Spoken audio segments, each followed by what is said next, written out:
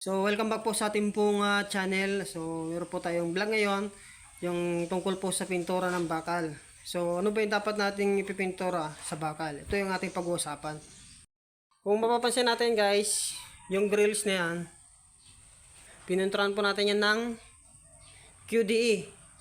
So, pag ang QDE, mga guys, ito yung para pintor talaga sa bakal. So, Boysen po yung ating ginamit. At dito, ang nakapangalan ay Quick Drying enamel, yung sinasabing QDE. Yan guys, basta QDE, ito yung para sa bakal. So mapapansin natin dito guys, ay ito po yung pininturahan natin, yung kulay white. So ito yung Boysen natin pong ginamit. At ito yung sinasabing QDE chocolate brown. Ayan. So marami pong klaseng kulay sa bakal, pero dito ang ginamit natin dito ay yung kulay white. So, kung bago po tayo dito magpipintor, kailangan applyan muna natin siya ng primer para hindi po siya kalawangin. At ang pangalawang apply natin dito ay gamitin na natin ng QDE. So, ito na yung pininturan po natin na grills na kulay white.